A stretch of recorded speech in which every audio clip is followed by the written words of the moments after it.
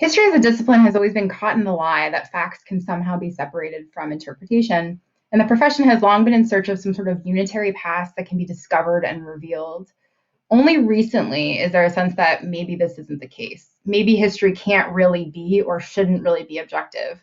And all of this comes from the fact that the American historical profession was borrowed from Europe and it emerged in the 1880s as a modern sort of enterprise that tried to employ the scientific method. So let's think about that. What is the scientific method? You make a hypothesis, you gather data, you perform an experiment.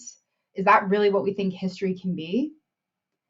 Furthermore, is it really possible to write history without trying to somehow verify some truth that you already sort of know? Should history be simply an observation of facts, or should it be broader, more general, and more about building a theory about how something in the world works? And that's really the case here. So history has always been trying to determine the role of objective thinking. An important moment that changed the role of objectivity was World War I and Einstein's theory of relativity, where disciplines like anthropology and sociology and disciplines in the sciences began to realize that the position of the observer mattered, that where you stood mattered, and it would change how you told what was happening. People came to think of history as both a process that was almost scientific in nature and as a mode of presentation, stories. But this process was based on the decisions of its writers. It mattered what they looked at, how they interpreted what they saw, how they wrote it.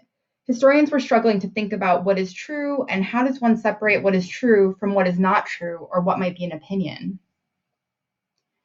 After World War II, historians were again faced with whether objectivity was desirable. So relativism had been scary and in part had justified Nazi and Soviet totalitarianism and war crimes. Historians began to wonder if there were really two sides to every question. If truth is multiple and contingent upon the teller, then is anything ever true? One historian, Charles Beard, remarked, "Every generation will have to make interpretations of the past for itself in accordance with its own prepossessions." As in, the things that we take for granted are the very things that shape what we think happened in the past. In the 1960s and 70s through today, different historians have used different texts from other disciplines. So I'm thinking about people in sociology and anthropology using Clifford Geertz or Michel Foucault, and they moved away from searching for a singular story about the past. They realized that there are multiple stories contained in the same sources, and that it matters, as Kate Denial, who we'll be reading this week, wrote, where you stand. History's scope has begun to expand. It's been influenced by non-historians, anthropologists, literary critics, and people in this particular moment have been actively trying to distance themselves from an objective history toward the understanding of history as an engaged concept. And now, here we are. Based on what we've read, what I've said, and what you know, I want you to think about what is history.